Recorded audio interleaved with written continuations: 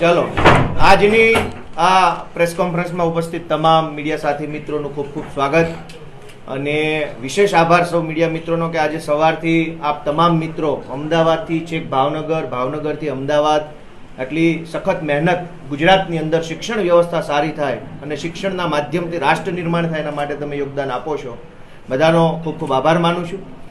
દેશના સર્વશ્રેષ્ઠ શિક્ષણ મંત્રી તરીકે જેમણે પોતાની નામના મેળવી છે એવા માનનીય મનીષ સિસોદિયા સાહેબનો હું ગાંધી અને સરદારની પવિત્ર ભૂમિ ઉપર સ્વાગત કરું છું અને એમનો પણ હું આભાર માનું છું કે તેઓએ શિક્ષણના મુદ્દાને જાહેર ચર્ચાનો મુદ્દો બનાવ્યો છે. આજ દિવસ સુધી અલગ અલગ ઘણા બધા વિષયો ઉપર રાજનીતિ થઈ, પણ જે દેશના નિર્માણ માટે, સમાજના નિર્માણ માટે જરૂરી છે એવા મુદ્દા ઉપર ક્યારેય વાત નથી. તો દેશની તમામ રાજનીતિક પાર્ટીઓને, નેતાઓને શિક્ષણના મુદ્દા ઉપર આવવા માટે જેમણે મજબૂર કર્યા છે, દબાણ બનાવ્યું છે, એવી આમ આદમી પાર્ટીના નેતા મનીષ સિસોદિયા સાહેબનો આભાર માનું છું.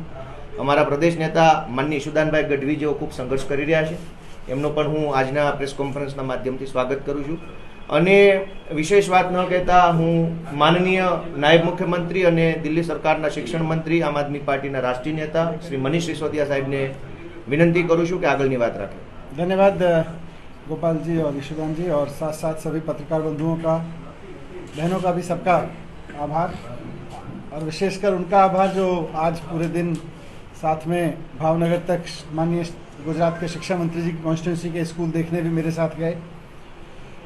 मित्रों, 27 साल से गुजरात में भारतीय जनता पार्टी का शासन है और पिछले 27 साल में गुजरात में भारतीय जनता पार्टी ने अपने शासनकाल में कैसे सरकारी स्कूल दिए उसको देखने के लिए मैं आज गुजरात आया और मतलब 27 साल के पूरे समय लगा के 27 साल लोगों के वेस्ट करके आज मेरे को ये समझ में आया यहाँ पे कि बीजेपी ने गुजरात की जनता के 27 साल सरकारी स्कूलों के मामले में पूरी तरह से वेस्ट किए. 27 साल वेस्ट करके भी गुजरात की जनता को अच्छे सरकारी स्कूल भारतीय जनता पार्टी नहीं दे पाई. मैंने यही देखा. इस बारे में थोड़े दिन पहले आप में से कुछ पत्रकारों ने जब गुजरात के माननीय शिक्षा मंत्री जीतू भाई जी से बात की थी तो उन्होंने बड़े अहंकार के साथ ये कहा था कि गुजरात की शिक्षा व्यवस्था, गुजरात के सरकारी स्कूल बहुत शानदार हैं और जिनको गुजरात के स्कूल अच्छे नहीं लगते वो जाके दिल्ली चले जाएं, दिल्ली में स्कूल पढ़ लें. जब उन्होंने ये बात बड़े अहंकार के साथ कही तो मुझे लगा कि कुछ तो किया होगा जीतू भाई ने, कुछ तो सरकारी स्कूलों में या बीजेपी ने पिछले 27 साल में कुछ तो किया होगा. मैं उसको देखने चलता हूँ और इसीलिए मैंने सोचा कि पहले शिक्षा मंत्री जी के विधानसभा क्षेत्र, उनके गृहनगर के ही कुछ सरकारी स्कूल देख लिए जाएं. तो आज मैं शिक्षा मंत्री जी के गृहनगर में, भावनगर में 2 सरकारी स्कूलों में गया. दोनों सरकारी स्कूलों में आप देख लीजिए कि गैलरी से लेकर क्लासरूम तक कोई कोना ऐसा नहीं था जहां मकड़ी के मोटे मोटे जाले इस तरह से ना लगे हों जैसे बहुत पुराने कबाड़ घर में लगे होते हैं. वर्षों से बंद कबाड़ घर में जिस तरह के मकड़ी के मोटे मोटे जाले पूरे छतों पे, खिड़कियों पे, दीवारों पे जिस तरह से लगे होते हैं, उस तरह के मकड़ी के जालों में जीतू भाई गुजरात में अपनी विधानसभा के क्षेत्र के बच्चों को पढ़ा रहे हैं सरकारी स्कूलों में. मैंने देखा वहाँ पे कि टीचर्स नहीं हैं और टीचर्स नहीं है, कई जगह तो गेस्ट टीचर्स लगाए गए हैं और बड़ा आश्चर्य हुआ मुझे टीचर्स से बात करके कि उनको महीने महीने की सैलरी पर रखा गया है. 1 महीने के लिए उनको रखा जाता है, फिर उनका रिन्यू किया जाता है, फिर उनका रिन्यू किया जाता है. मतलब जो टीचर्स वहाँ पढ़ा रहे हैं उनको बेचारों को ये पता ही नहीं है कि अगले महीने उनकी नौकरी रहेगी कि नहीं रहेगी. स्कूलों में टॉयलेट्स नहीं है, टॉयलेट से बदबू आ रही है, कोई आदमी 1 मिनट नहीं खड़े हो सकता और हम ये अपेक्षा कर रहे हैं कि वहाँ बच्चे आके 7 घंटे पढ़ लेंगे, टीचर्स आके 7 घंटे पढ़ा लेंगे, महिला टीचर 7 घंटे पढ़ा लेंगी एक ऐसी बिल्डिंग में जहाँ टॉयलेट्स तक नहीं है. कैसे हम ये अपेक्षा कर रहे हैं? खुद शिक्षा मंत्री जी गुजरात के अपने होम टाउन में इतना बुरा हाल है. मुझे बड़ी आश्चर्य चीज़ एक और पता चली. भावनगर में गया तो वहाँ के पेरेंट्स ने मुझको बताया, वहाँ कुछ पेरेंट्स भी आ गए, एक सरकारी स्कूल बंद किया जा रहा है और मुझे वहाँ के लोगों ने बताया कि किस तरह से गुजरात के जो अभी शिक्षा मंत्री जी हैं जीतू भाई जी, उनके परिवार का एक प्राइवेट स्कूल कॉलेज भी है और लोग बड़े आश्चर्य के साथ बता रहे थे कि जीतू भाई के परिवार को सरकारी प्राइवेट स्कूल, प्राइवेट कॉलेज चलाना अच्छे से आता है, वो बहुत शानदार चल रहा है. सरकारी स्कूल चलाने में फेल है, प्राइवेट स्कूल अपने परिवार का अच्छे से चलाना आता है. तो ये तो बीजेपी का एक बहुत बड़ा फेलियर है कि उन्होंने ऐसे आदमी को लगा रखा है। या तो बीजेपी की मंशा नहीं है कि सरकारी स्कूल ठीक हों, या उनके मंत्री की योग्यता नहीं है कि वो सरकारी स्कूल को ठीक से चला जाएं। खुद जीतू भाई ने विधानसभा में, गुजरात की विधानसभा में बताया था कि उनके 13,000 स्कूलों में तो कोई कंप्यूटर नहीं है। आप सब ने भी उसको खूब चलाया था, मैंने मीडिया के माध्यम से देखा था। 700 स्कूल ऐसे हैं जहां केवल एक टीचर पढ़ाते हैं। आप सबके माध्यम से मैं कहना चाहता हूं कि ये जो हालत है एक्चुअली, ये आज जो हमने देखा, ये बात सरकारी स्कूलों की नहीं है। ये हालत सरकारी स्कूलों की नहीं है, देश के भविष्य की है, इन बच्चों के भविष्य की है, उन परिवारों के भविष्य की है जो यहाँ पे पढ़ रहे हैं। 27 साल में भारतीय जनता पार्टी सारे गुजरात के सारे सरकारी स्कूलों को ऐसा नहीं कर पाई कि वहाँ कम से कम यार मकड़ी के जाले तो ना हो, कम से कम वहाँ पीने का पानी, टॉयलेट की व्यवस्था तो हो जाए, कम से कम वहाँ बच्चा आए तो उसको ये तो ना लगे कि मुझे किसी कबाड़ खाने में पढ़ने जाना है, ऐसा तो ना लगे। कम से कम इतने तो सारे सरकारी स्कूलों को 27 साल में कर सकते थे, और ये करना कोई रॉकेट साइंस नहीं है।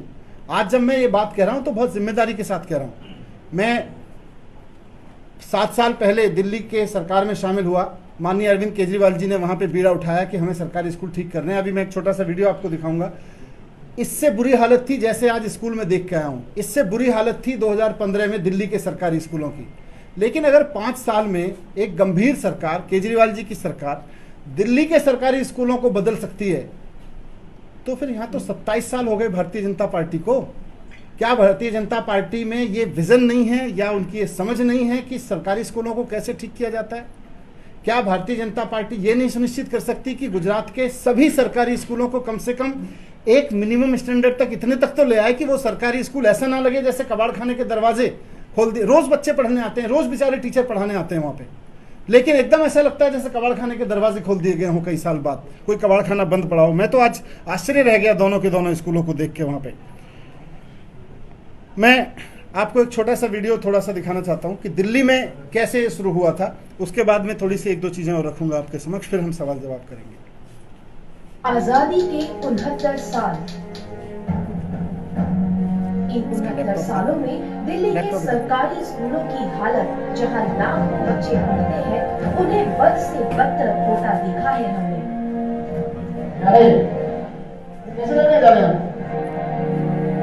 जो आज गुजरात में देखा वही वहां दिखता था पहले। चले तो चलो। अगर 27 दिन की स्कूल में तो कंपनी के ऊपर रोजाना 2000 रुपए का जुर्माना लगेगा, रोजाना, एक दिन नहीं। वो हम नहीं करे उसकी किसी वजह से, ये सब बदल के साथ ये देखिए क्या उन्होंने रखा है, ये स्कूल है, दवाखाना। कोई बच्चा गया नहीं कंप्यूटर में? पहले मेरे को ये बताइए कि आपने आज तक कंप्यूटर लैब में किसी दिन बच्चे बुलाए हैं कि नहीं बुलाए? झूठ तो बोल रहे थे आप ऐसे कि आपके पास बच्चे आते हैं, ऐसा क्या हुआ? तस्वीरें दिल्ली के प्रेसिडेंट स्टेट में बने सरकारी स्कूल की हैं। आप देख सकते हैं कि दिल्ली के उप मुख्यमंत्री, ये थोड़ा सा आगे कर दिया है मैंने in the interest of time. आप चाहोगे कि आपका बच्चा नहीं, दूसरा बच्चा को बुला लो, ये बताइए तो ठीक है हो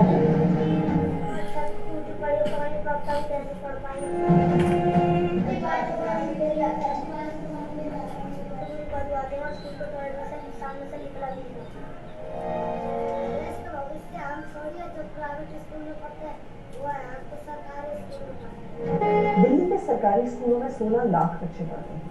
आज तक की किसी भी हकीकत यह है कि आप झूठ बोल रहे हैं। दिल्ली के अधिकतर स्कूलों की यही हालत है। मिनिस्टर 25 साल तक खुद आके स्कूलों में दौरे करके जाते हैं।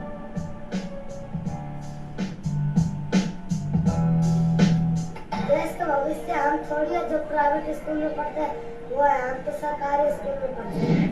ये इम्पोर्टेंट है। ये मुझे 2015 में सरकारी स्कूल में पढ़ने वाले एक बच्चे ने ये बात कही थी कि देश का भविष्य हम थोड़ी है। मैंने उसके हाथ पर ऐसे ही सर पे हाथ रख के बोल दिया, बेटा तुम तो देश का भविष्य हो। उस लड़के ने, मैंने उसको रिकॉर्ड कराया बाद में, एकदम स्पॉन्टेनियसली मुझे बोला, सर हम थोड़ी हैं देश का भविष्य, देश का भविष्य तो प्राइवेट स्कूलों में पढ़ता है। आज मुझे गुजरात के सरकारी स्कूलों में पढ़ते हुए बच्चों को देख के यही लगा कि इन बच्चों के मन में भी कहीं ना कहीं वही चल रहा होगा, हम थोड़ी हैं देश का भविष्य। देश का भविष्य तो जीतू भाई के प्राइवेट स्कूलों में पढ़ता होगा, हम तो सरकारी स्कूल के भविष्य बच्चे हैं। यहाँ हर वो फैसिलिटी है जो प्राइवेट में मिलती थी और बेशक उससे ज्यादा। मैं लाना चाहूंगा एक एस्ट्रोनॉमिकल रिसर्च सेंटर में। ये आप देखिए केवल 5 साल के अंदर अंदर 4 साल के अंदर अंदर क्या बदलाव हुआ।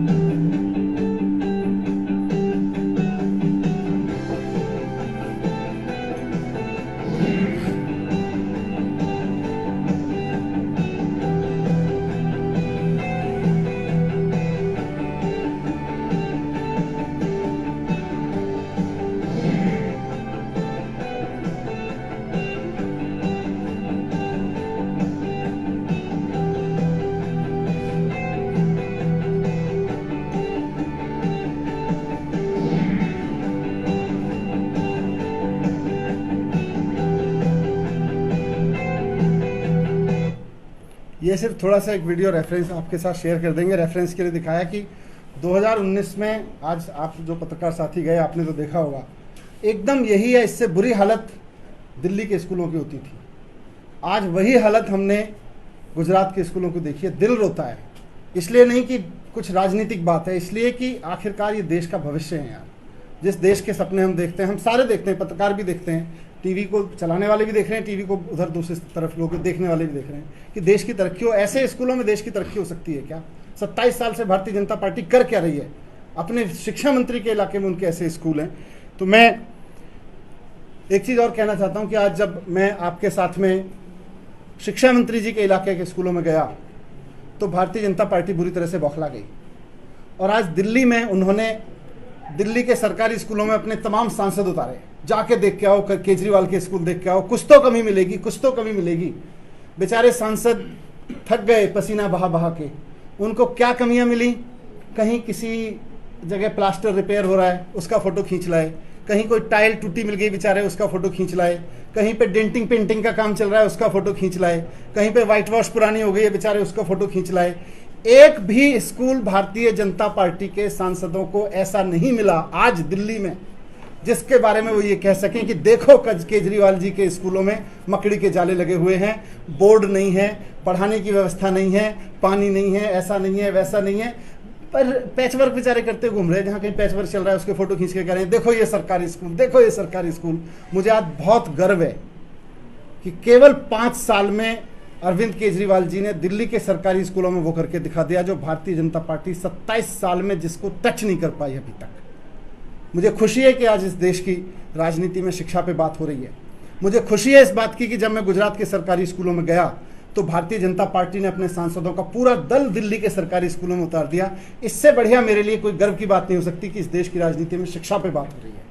आइए शिक्षा पे बात करते हैं, शिक्षा पे राजनीति करते हैं, इस देश के भविष्य को बनाने की बात करते हैं। मैं आखिर में आप सबके माध्यम से गुजरात के माननीय शिक्षा मंत्री जी और माननीय मुख्यमंत्री जी को दिल्ली भी आमंत्रित करना चाहता हूं। बिना किसी वैरभाव के आप आइए दिल्ली में। गुजरात के शिक्षा मंत्री या गुजरात के माननीय मुख्यमंत्री जी अगर दिल्ली आएंगे तो ऐसा नहीं है कि किसी का कद बड़ा हो जाता है, किसी का कद घट जाएगा। आइए दिल्ली में 5 साल में बहुत काम हुआ है, 27 साल में कहीं कुछ चूक आपसे रही है। आप एक बार देखिए कि कोई हो सकता है कोई चीज़ आपको भी समझ में आए। तमिलनाडु के माननीय मुख्यमंत्री जी भी आए, कई और राज्यों के मंत्री भी आते हैं, उसमें कहीं कोई छोटा बड़ा नहीं होता है। आइए आके देखते हैं कि कैसे ठीक किए जा सकते हैं। दूसरा, मैं आप सब पत्रकार बंधुओं को, आपके सभी सीनियर संपादकों को भी आमंत्रित करता हूं कि आप भी आएँ। कभी भी दिल्ली के किसी भी सरकारी स्कूल में आप आएँ, दिल्ली के किसी भी क्षेत्र में आप आएँ और आप हमें बताएं कि हम दिल्ली के फलां क्षेत्र में सरकारी स्कूल में फलाने में जाना चाहते हैं। आपका बहुत बहुत स्वागत है। Thank you. गणेश जी, आगामी जो इलेक्शन आ रहा है उसमें आम आदमी पार्टी किस पार्टी के साथ गठबंधन करेगी? हमारा गठबंधन केवल और केवल गुजरात की जनता के साथ होगा और गुजरात के लोग महत्वपूर्ण हैं। जिन लोगों के बच्चे यहाँ पढ़ रहे हैं वो महत्वपूर्ण हैं। उन लोगों को सारा गठबंधन करना है आज आम आदमी पार्टी के साथ। बीजेपी के साथ आपका गठबंधन होगा? गुजरात की आम आदमी, आम जनता महत्वपूर्ण है, उसके अलावा कोई महत्वपूर्ण नहीं। Thank you. जो सांसद आज स्कूल देखने गए उन्होंने आरोप लगाया कि वो आपसे बेस्ट स्कूलों की जो लिस्ट है वो मांग रहे हैं पर आप उनको दे रहे हैं। मेरे 1000 स्कूल हैं दिल्ली में और सबकी लिस्ट उनके पास है और वो आज पूरे दिन पसीना बहाते हुए घूमे बीजेपी के सांसद। उनको एक स्कूल नहीं मिला जिसको वो कंपेयर भी कर सकें गुजरात के इस स्कूल से या ऐसे स्कूलों से जिनको मैं आज देख के आया हूँ। एक स्कूल नहीं मिला उनको बेचारा। आने वाले दिनों में आप लोगों का एजेंडा रहेगा कि जितने भी गुजरात के प्राथमिक मुद्दे हैं उन मुद्दों को आप इसी तरीके से बिल्कुल, शिक्षा बहुत बड़ा मुद्दा है और बड़ा इंटरेस्टिंग है कि जब हम गुजरात के स्कूल देख रहे थे, आप सब लोगों के माध्यम से गुजरात के लोगों तक ये बात पहुंची और खुद ट्विटर पर, व्हाट्सएप पर गोपाल भाई के और ईशुदान भाई के पास में इवन गांधीनगर से, इवन अहमदाबाद से, इवन छोटे छोटे गाँवों से स्कूलों के वीडियोज़ और फोटोग्राफ आ रहे हैं कि जी हमें भी अच्छे स्कूल चाहिए, हमारे भी स्कूल आके देखिए। Thank you.